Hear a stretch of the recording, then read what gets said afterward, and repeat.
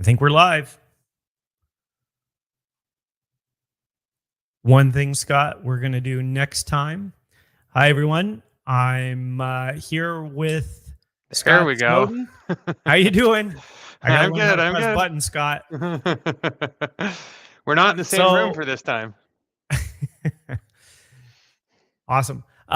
So for today, we're live. This is our first true live event where we're talking about, we're just basically looking at other articles and white papers that other vendors, other brethren in our industry have created on how to select a DXP and basically giving some critique, what our thoughts are. Just kind of see if we have agreement, if we have some disagreement, and go from there. You We're want to going to see take if we have agreement, Stephen? Now be Yeah, we careful. don't have That's agreement. the wrong Yeah. expectation. No, we that's okay. Hopefully we'll have some agreement with some of these white papers. So again, today is just a fun day because it's our first live event. And I think if when we do this again, we should have the 30-second countdown with some music and then just have it go banner, live. yeah. Yeah. Just so that we're not just going, hey, how you doing? So I'm going to just hit comments. So I'm learning this. Everybody just give me a little bit time here. Well, I think some of the value here is to share to our audience sort of one of these things that some of the things that we're learning here. Yeah, StreamYard is definitely an interesting tool because now we can, we're streaming live to both YouTube and LinkedIn. So using StreamYard, this other tool that we found called StreamYard. Yeah. It's one of the LinkedIn Live partners. Well, in November, we are doing a DX tool list review of 20 tools. So maybe we should kind of consider StreamYard as one of those tools. I think so. I'll let you add it to your list because I'm almost like 30 tools deep already. So we'll let you go nuts. For context, our workshop that we're hosting in November is a rundown of 30 digital experience tools that you need to have on your list. That's true. It'll be an interesting because we're doing rapid fire. So 1 minute for each tool. I think what'll be interesting is whether I can hit a minute only for each tool. I think that's always my issue. So are you there? There you go. So Scott, because I know you're up in the cottage, you're going to have a little bit of feedback here, but that's okay. So we're going to jump into it and we're going to look at our first article on how to select a DXP. And the very first one here is by Agility. So if people don't know who Agility is a DXP product that's here in Toronto. They used to be down the street from our office here in Toronto, but I know they've moved around and I know they have offices now all over the place. Agility is a true cloud native platform in .NET. It's been around for quite a while. So this will be a little bit interesting because it is a vendor review of how to select a DXP. So when I was looking at this, what I thought was really, interesting, just 1 second, is the very first thing they tell you to do is kind of look at your use cases. And the very first step is to look at multi-site management. And if I take just a quick second back, every DXP how to select basically gives what is a DXP. So I just want to say most of them say almost identical to what we're saying a DXP is. So without getting into that, going back down here, what I found interesting was multi-site management was like listed near the top. Well, what do you think of that? Well, that they just kind of get right into multi-site management. I mean, they're talking about it in the they're talking about it in the context of identifying your use cases to begin with. So totally agree with that. Make sure before you start a DXP evaluation or selection process that you know how you're going to use it. Definitely find that it's interesting that they go right into the scenario of multi-site management as the first point. So I think it's an important consideration. Should you start there? Probably not. So this has basically been tailored by agility. And, I don't disagree with multi site management, but I just want to make everybody kind of aware. Agility is just, they're meant for medium, large, and enterprise. They are an amazing true cloud native platform, and there aren't that many.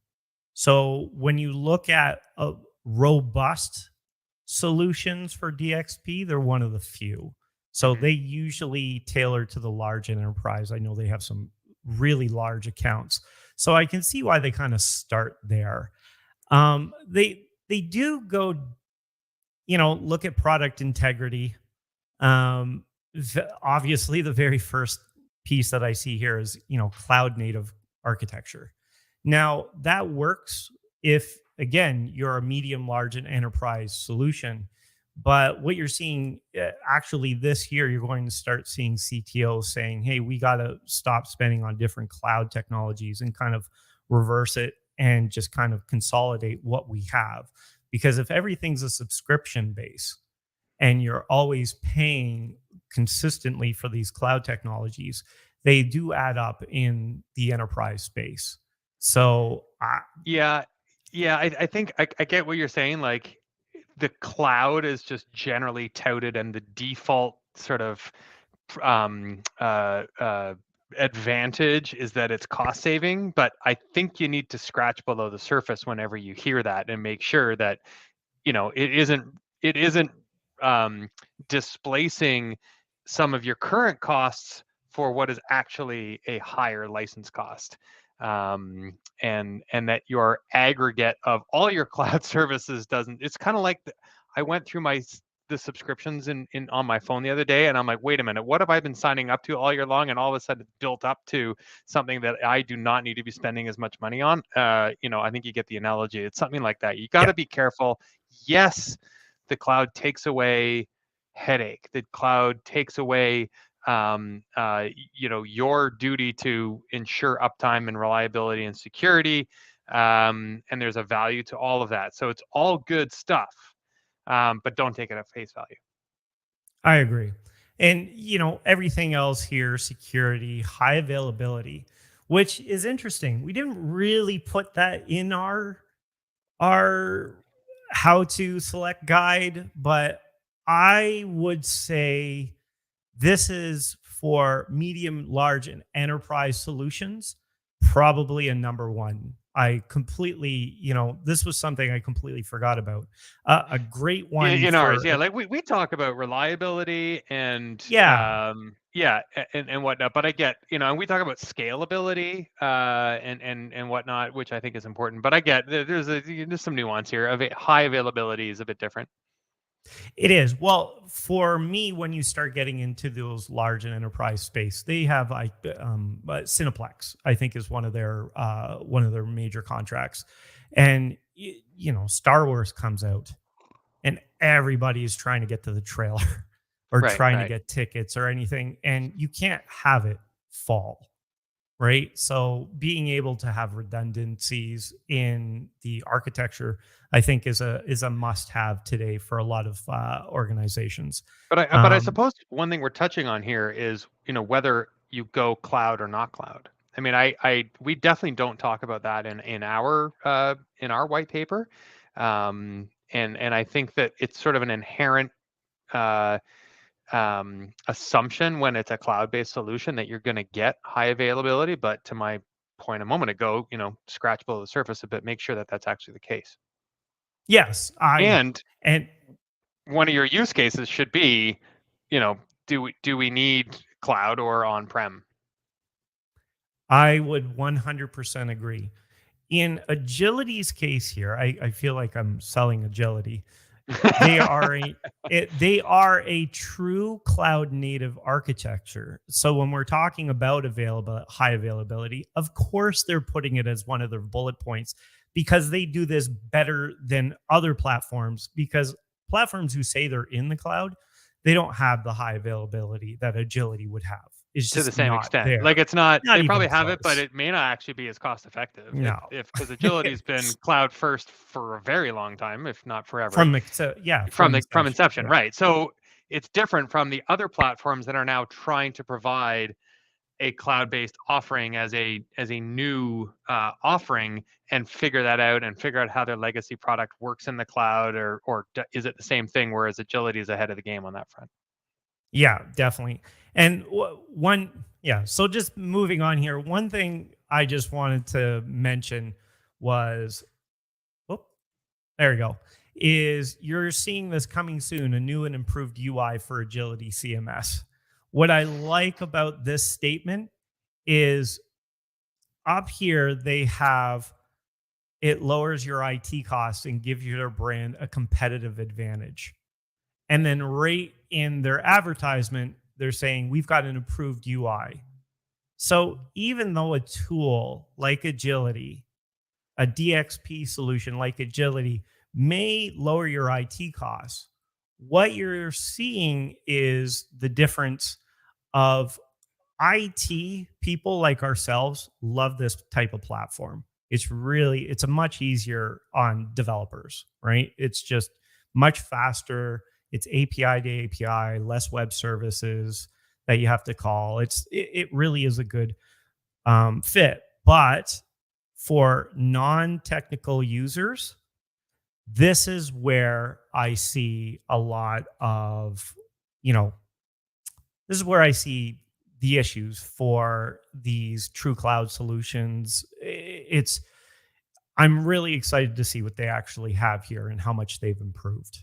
So I just wanted to share that because, it's almost right here is the IT costs that get improved. But yeah, But this I is where guess you kind of to, lose to some. bring it to bring it just to bring it full circle there, Stephen, and connect us back to the criteria for evaluating and choosing a digital experience platform. I think that that experience for the content editors and the content managers and the business users is a vital consideration. You don't just want to consider the flexibility and composability of the experience you're providing to your users with these tools, but the the individuals who are interacting with these platforms more than anybody else are the people maintaining it and updating content, and it's got to enable their business, their day, their workflow to be efficient, enjoyable, and practical. Yeah.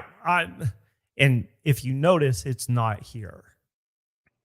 They're Right, not talking right. about They that, didn't mention right? it in the, yeah, yeah. It was an ad. It wasn't a Which thing. Yeah, it's an add-on. So that's why I'm really excited because the group at Agility is they're and it, they're fun and they're very good at what they do. So I know they've taken a lot of, you know, I know they take a lot of feedback. So I can't imagine that it's not going to be a game changer for them. Um, so just again, moving on, the last piece here for agility is this DXP vendors, composable versus legacy DXP. And I'd almost ask you the question, traditional versus composable. What's your thoughts here? What would you say?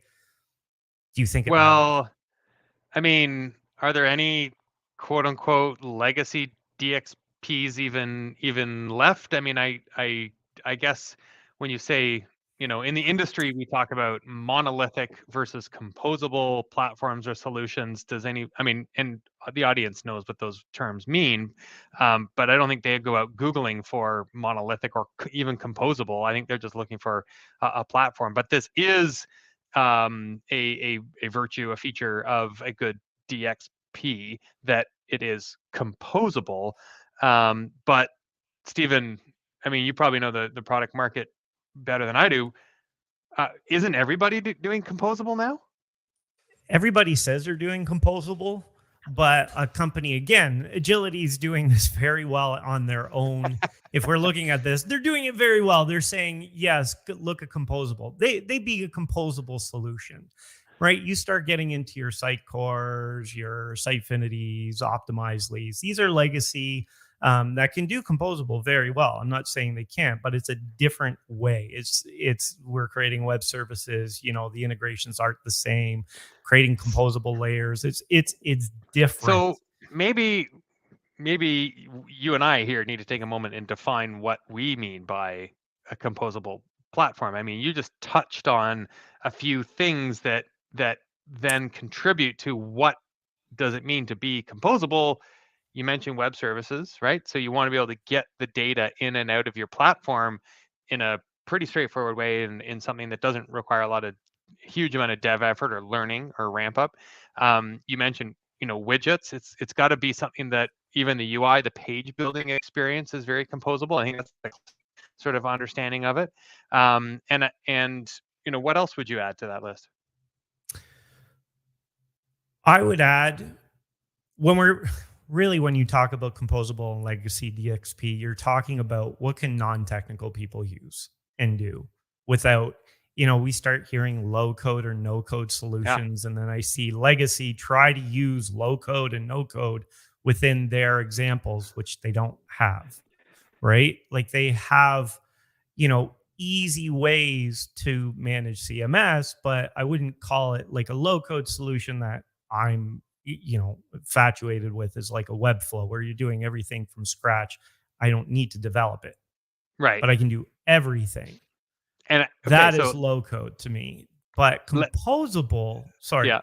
Well, I think I'm going to just jump in here because you're again sort of using some jargon, right? Like, low code, no code. Like, what does that even mean? And so we've seen it in come to life in different platforms where low code or no code means that you can build an interaction, you can animate something, you can connect to systems and data and enable and configure a workflow, triggers, one thing leads to another without needing a developer. I mean, there's platforms that are explicitly built for that. Some of them are more technical than others, Zapier, Power Apps from Microsoft, things like that. But then there's also, you mentioned Webflow, like it has a great UI for building fun, rich, engaging front end experiences. So I think all of those things are really beneficial features of a DXP, and that's, am I right? That's what you were referring to, and those are the absolutely. capabilities. And it really wouldn't matter if we're talking commerce, Zapier. Zapier, you can connect into some solutions can be done non-technically, right? Where it's almost done through the workflow itself. This is why when we hear the word DXP, it means something different to every person. Like if we look at agility and you're looking exactly what they're looking at. So I would say monolithic versus composable. Well, all monolithic DXPs are building out composable architecture now. Right. But how well is it being defined? So that brings us to the next part, which is possible integrations. And I like the fact, this should be when you're looking for a DXP, you should see what can you integrate into with the least amount of effort. Right. How easy is it? Is there already an integration? Is there a connector? Is it up to date? Are there service hooks, web hooks? Yes. Yeah. Is it an API driven tool? Yeah. Right. JavaScript. How good is? Yeah. So this is one where I always say, if you're really looking at your requirements, if somebody's coming in, I traditionally will say this is where you want your analyst first, right?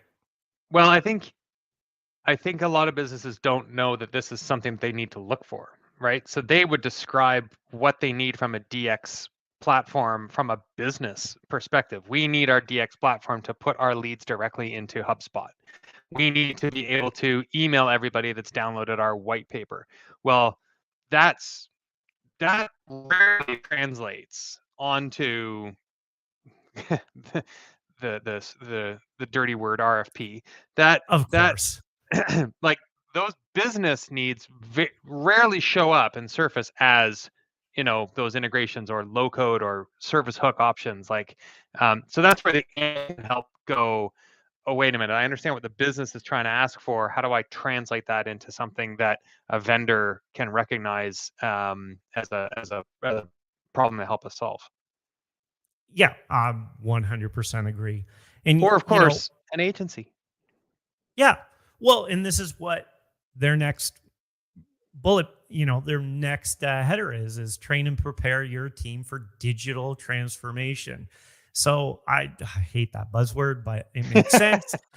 If you are training your team for digital transformation, who are you asking to train? Who are you going to say, hey, you need to transform your your digital ecosystem today? Well, if you go to agility, they're going to say, you're going to want a native cloud headless solution that's composable. Is that really what you need? What do you need to train your team on?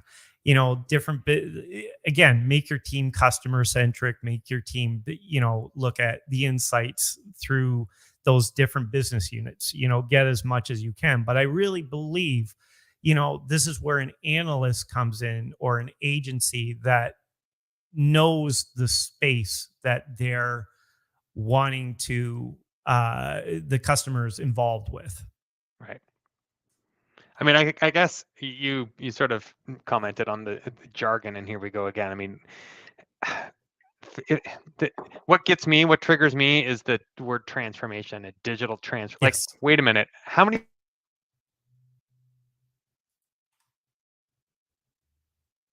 Scott, I think I lost you. You there? There you go. I lost my mic. No problem. I think that so many businesses, they're already digital. Like, who isn't digital? Why do we need to transform? We need to enhance. We need to augment. We need to, improve our digital presence. Exactly. We're probably going to. I think if you ask the market, I think it's just a buzzword now. Right. So, and then the last piece here is define short, medium, and long-term goals. Again, if you're an organization that's trying to select a DXP, defining a business strategy, defining market capabilities that your team can do, defining long-term goals. I hear I've looked at a lot of these now, and they say, look up to 3 years. I'm like, you're never going to get to 3 years, right? What you see in the next 6 months, like, it could take 6 months to a year to build in the medium long term. And then the second phase comes in, and these are the things you want to do. That's as far as you go. So when you're defining short, medium, and long-term goals, are you doing that yourself? Because you wouldn't, when I see this, I always ask the question, who is doing this? Saying, but you still need to know what you're trying to accomplish, what you want. Yep. That even if it's a vision and not a goal, so to speak, I think I get the intent here, and I believe in it, and I would advocate for it as well. That if you're too near-term focused, but I think what your point is don't be closed to that long-term roadmap, because we all know the landscape's going to change 90 seconds later. Yeah. And I guess my argument here is don't do it yourself. Right. Right. Like, I see a lot, and maybe because I'm looking at different, if we're looking directly at this one here, they're basically saying you got to do a lot of this upfront work yourself. Mm-hmm. And I'm saying, if you don't know how to do it, you need experts. Right. Oh, I see. Right. I see what you're saying. So, a lot of times when we're front loading a project or coming into a project, we have a whole exercise that we go through to tease that information out, and then it informs the roadmap that we have for the project, even though some of these things that we've uncovered at the beginning sort of aren't necessarily being addressed by today's project, but they're being considered in the implementation to make sure that that future can be realized. Exactly. So for everybody who's listening, again, I guess we're only going to get to one today, Scott. So I That's just okay. We posted can do more on another video. exactly. I've just posted in the chat this link to Agility, and so if you want, please go take a look. It's a good read, and we just covered off the small pieces that we found interesting here. The other piece of this that I think people will probably be interested in is our own white paper. So if you're looking for that, you just need to go to, I just posted it in the chat. You can just go to Flywheel and I will throw it up here on the screen. Oh, I just did. Oh, you just did? Yep. How did you? Well, if you go to the comment section, there's a button where you can say show on screen, because there we go. This interface that we have does not actually propagate through all the live streaming platforms that we are simultaneously broadcasting on right now. Got it. Thank you very much. Well, that's it for today. I don't know. We'll have to set this up in the next couple days, Scott. Yeah. Thanks, Steven. Good chat. See you in the office. Take care. Bye now.